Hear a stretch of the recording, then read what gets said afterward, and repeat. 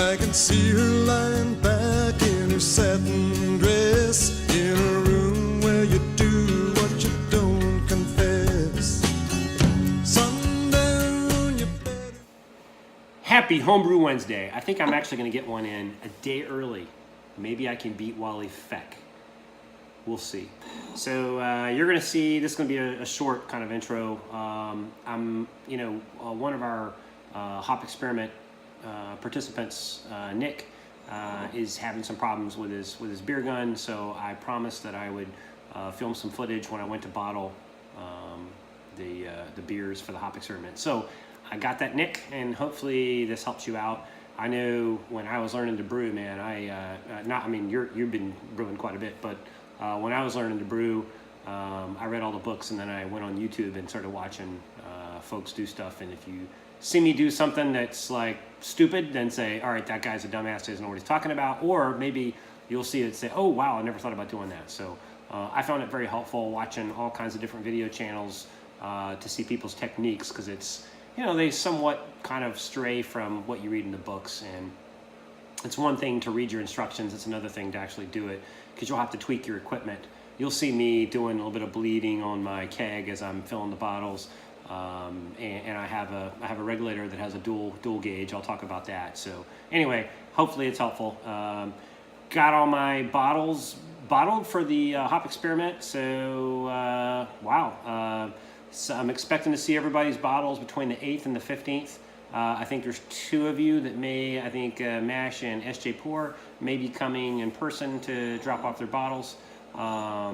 That's cool. And the rest of you guys, make sure you have your bottles under that window, and then I will turn them around in freaking expeditious fashion and get them back out, so you guys all have them well before Halloween. So that's the goal. So this will be a very quick Homebrew Wednesday. Drinking a Hofbrau Oktoberfest. Cheers. All right. This is my favorite time of the year. Getting to be Halloween.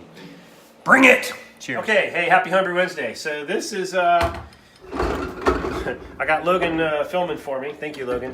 This is kind of in response to Nick, and the hop experiment was having problems with his Blickman beer gun. So I told him that I would film, how I do bottling with my Blickman, and I don't know, maybe something in there might be able to help him out in terms of not getting so much foam or whatever his problem is. So, all right. So right now, all I'm doing is, if you can see here, look in the bucket. I've got my bottles sanitized. Don't fear the foam. I'm putting them on my little. I need to get one of those little tree racks that stand up. I have this little Walmart special right here, but it does the job. So anyway. We'll come back in a minute whenever I get all these bottles sanitized. Okay, all right, we're back. We're going to assemble the Blickman beer gun. So as you can see, I have some sanitizer here. And you only have to sanitize this inner tube here, because this is the gun part. It's like the housing. You don't really have to sanitize the whole thing, or at least I don't. So I'll put that thing on. Now I take the... Actually, I always forget how to do this. I got to put the spring on. And the little housing. I wish I knew what the names were for these, because every piece of equipment should have its own name. Something we do in the Army. Every piece of gear has its proper nomenclature. So anyway, this is a little tip, a little tip that's got the little rubber housing on it.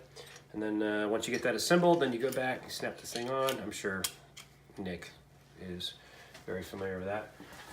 Now I will take the beer tubing. I think is this a beer tubing? Yeah, this is wait a minute. Yeah, this is a beer tubing.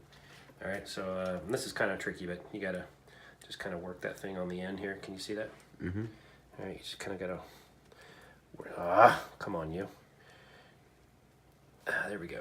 Gotta feed that on. All right, so I got it on. Snap that back. All right, and now last thing is I'll screw the beer corny connect on. So make sure I do this with everything being sanitized. Now, sanitization is very important, because in last year's SJ Pour competition, as many of you know who participated, I was very upset because my beers got contaminated and we had to dump them all. And I was in the second round and it kind of sucked. So make sure you do a good job cleaning and sanitizing. I think I may have messed up on the cleaning part, what might be where I went astray. So I made sure not to have that problem as I go forward. I always keep some good Reynolds wrap around. And of course, you probably don't need to do all this, but I'm kind of a freak show, so I spray it with sanitizer. Make 2 pieces. All right. And I put one end on the corny connector. And one end on the beer gun. Right? And now that I have those in place, so they can't. I mean, everything sanitized needs to be sanitized. I cover that up because this is the piece that you don't want to touch on something dirty. And I just drop this in the fridge and go get my keg. Okay, one of the important things is your gas. So here's my gas tank. And if you'll notice here, my gas tank pressure is on just under 5 psi. I had it set for higher than that. It was set for like 12. So I connected this up and I kind of bleed it first to see, okay, is it only going to go back up to 5? See, it only goes, watch this, I bleed it. Make sure it only goes back up to 5. Actually, it's only about 3 or 4. That's fine. I might have to crank it up a little bit, but it helps to have one of these regulators that you have the outflow pressure and the capacity. So you get one of those dual gauge regulators. That is key. All right, cut. Okay, we're back. All right, so I got my beer gun. I'm gonna go ahead and un-aluminum foil my beer connection. I will make sure that the blood, because I don't want beer come shooting through my Blickman. I'll connect it on the outpost, make sure it's out. Come on, you get on there. All right, I'm in. I will take this off, set this. Now, what I've done is I've taken some sanitizer from my sanitization bucket, and I like having that I can, as I'm going in between bottle fills, I can rest this in here. Now, the last thing I want to do is hook my and it helps to keep these hoses straight so you don't get all your hoses. Let me go ahead and, this is the input for the keg.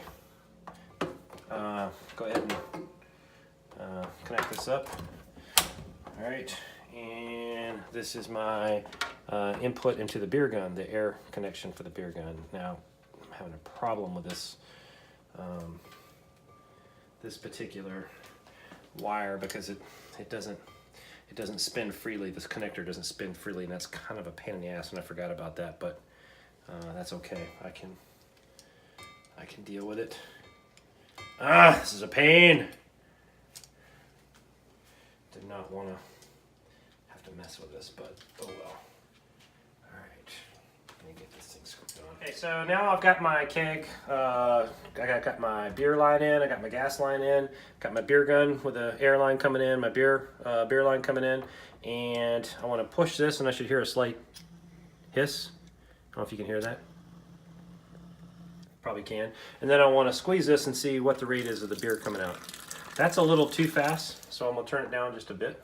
Or actually, I can just kind of bleed it a little bit, and then should be good. All right, that's what I want. All right. So put that there. Okay, so I'll start out and bleed the tank a little bit. Take my sanitized bottle, tap this off. Then I want to stick the beer gun in, and I want to leave this in there for about 5 seconds. And what that's doing is purging the bottle with CO2. All right. Now, once I finish that, I'll bleed a little bit. All right. And I will touch the rubber on the bottom of the bottle. You keep the rubber touching the bottom of the bottle at all times. You never lift it up. And I start out with it being kind of at a 45-degree angle. I keep the pressure pretty low so I don't get a whole lot of foam. And I watch, see how the foam's coming up to the neck of the bottle.